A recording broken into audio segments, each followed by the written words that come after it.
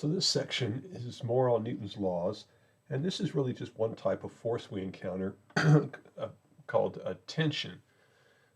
Tension is what you get when you have a rope or a cable or a chain or a rubber band or something like that that you're pulling with. You get something called tension in that.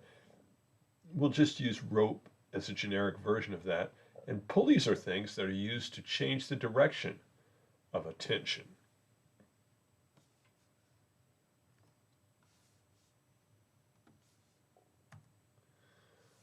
So a simple example of this is a hanging weight or hanging mass. As you can see on the picture on the right there, somebody's holding a weight up by a rope. And a rope is cable or chain or just a purveyor of the force between objects. A rope pulls down on the hand and up on the mass. So let me see if I can just do a little visual example of this here. So this is just a little spring hanger, right? And I'm going to hold this horizontally, but it looks maybe vertical or something, I don't know. So when I pull with this hand, the bottom hand in the picture, right, it pulls down on the top hand. So the spring action in this device is pulling down on my top hand and up on my bottom hand, right? Just like it's doing in the figure here. It's the tension pulls up on the lower thing and down on the upper thing. And so when you're lifting, you feel it pulling you down. And if you're being pulled up by a rope, you feel it pulling you up.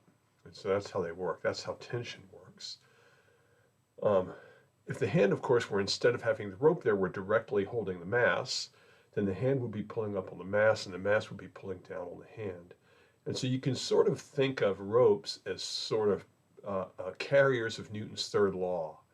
If the rope wasn't there and you were holding the mass would pull down on you, you would pull up on the mass.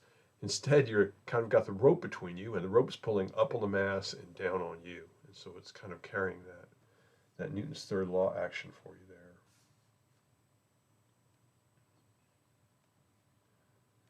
Here we go.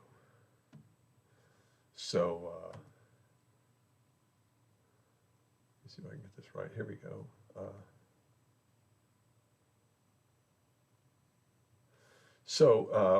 Same picture.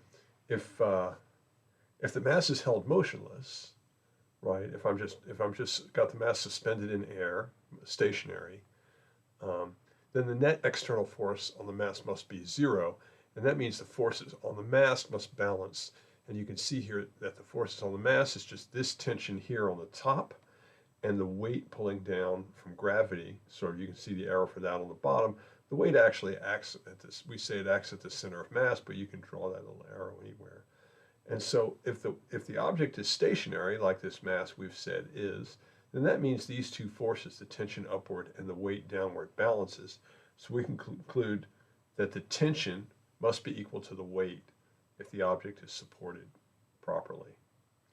We're kind of assuming in all of this that the rope is of negligible mass, but that usually goes with the you can also just assume that the mass is very large compared to the weight of the rope, and then you can just neglect the weight of the rope. So here are a couple of questions about this. Suppose two people are pulling on opposite ends of a rope, and the rope is stationary, maybe in a tug-of-war scenario or something like that.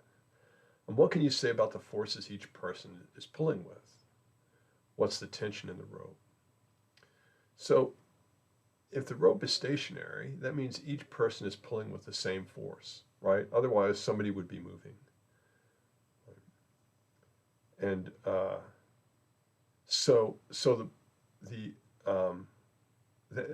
forces on either person are the same. The tension in the rope is just equal to that force, the force that either one is pulling with. So if we look back up here, we can see that this person is pulling with a force equal to the weight of the object, right? The tension is equal to the weight of the object. And so in this case, we don't have a person on the other side. We have a weight on the other side. It's pulling down with the force W, which is the same thing as T.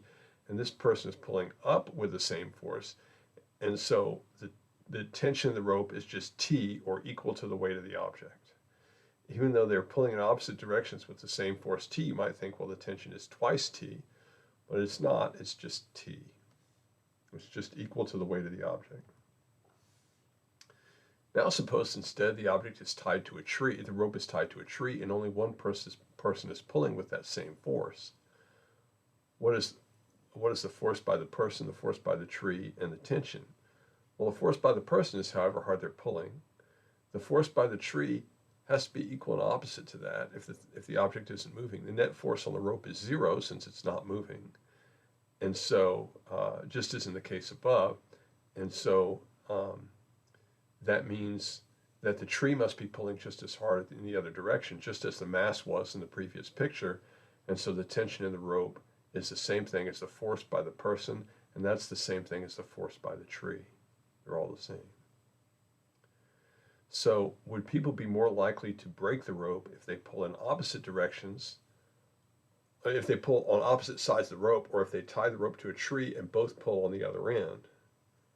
Right? Clearly, this is the better scenario if you're trying to break the rope, because the tree's just going to pull back however hard you pull. And if you have two people pulling on one side, they can pull twice as hard, assuming they're about the same size.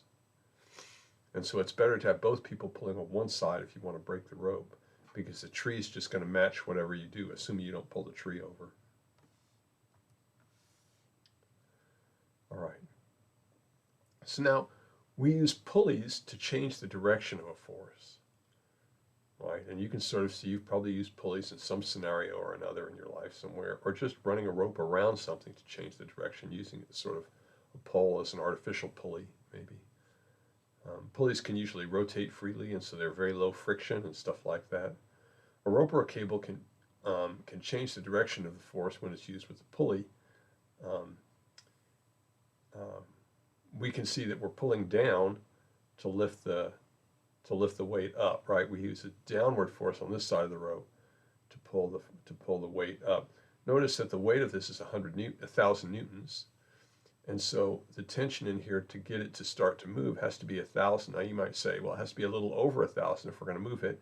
And I'd say fair enough, 1,000.01 or something like that, and the object will start to move. So gravity is pulling down with 1,000 newtons. I just need to pull up slightly larger than that, and the object will start to come up. And so here I can just pull down with 1,000 newtons, or ever so slightly more than that, and the object will start to rise. So I can use the pulley to change the force's direction.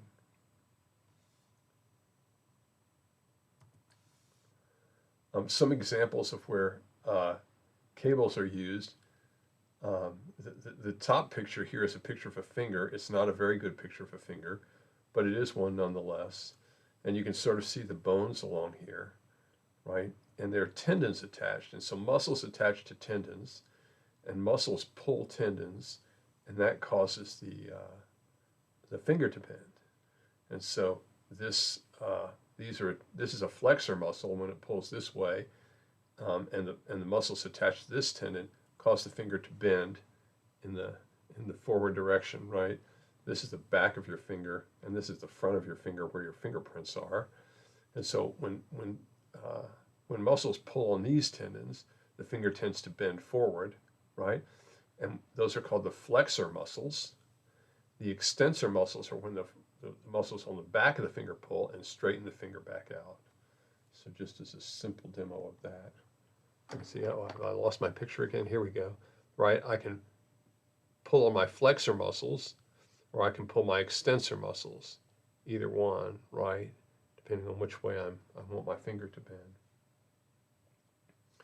Another example is brake cables. If you ride a bicycle, I ride a bicycle some, and brake cables are a nice example of tension, right? I can squeeze this handle up here. It pulls this wire, which acts all the way back on here, my back wheel somewhere, which isn't shown, and causes my brakes to squeeze down on my tire. Oops, I've lost my picture. Hang on a second. Here we go. Sorry. This is bicycle cables here, right? I squeeze my handle here, and it pulls the rope, and it creates a tension, which compresses my brake calipers on my back wheel. So what are some other applications of tension? ropes are used in all kinds of different ways, right? In cables, elevators, and things like that. Right? There are a variety of cables used in automobiles for various reasons. They also use hydraulics, which is something different. Um, a rope and multiple pulleys. So we've already looked at an example on the left in the figure, this example, right? Looks very similar to the last one we had. But we can do clever things with ropes. So here we have, in the second picture, we have a rope, a rope that's attached to the ceiling, and then a pulley allows us to raise the mass by pulling up on the rope. And what's interesting about that is that in that case I have tension here and tension on this side of the rope pulling up. And so I only have to pull with half the weight of the load. If this is a 100 Newton load, then I can pull with 50 Newtons because I'll be getting it on both sides of the pulley, and 50 Newtons will raise this load. The right picture is a version of that we usually called a block and tackle, and this is designed for exactly that purpose. It allows me to use half the weight of the object to lift it, and so it reduces the amount of force I have to apply to lift an object. And you might think there's some kind of magic there, but think of a lever. A lever works in a similar way. If you have a long end, if you're sitting at the back end of a seesaw as far out as possible and somebody's sitting at the near end, you can exert a much larger force at the near end with your force at the far end because you have a longer lever arm. And that's kind of the way these work. If you notice, in order to raise this rope has to be pulled on both sides. And so this actually, this pulley carrying the weight rises at half the speed this rope is pulled out. If you study that a little bit, I think you can sort of figure that out. 1 foot pull on this rope here will raise this object 6 inches because there's 6 on one side and 6 on the other. And so you're trading in a smaller force for a longer pull to raise the object up.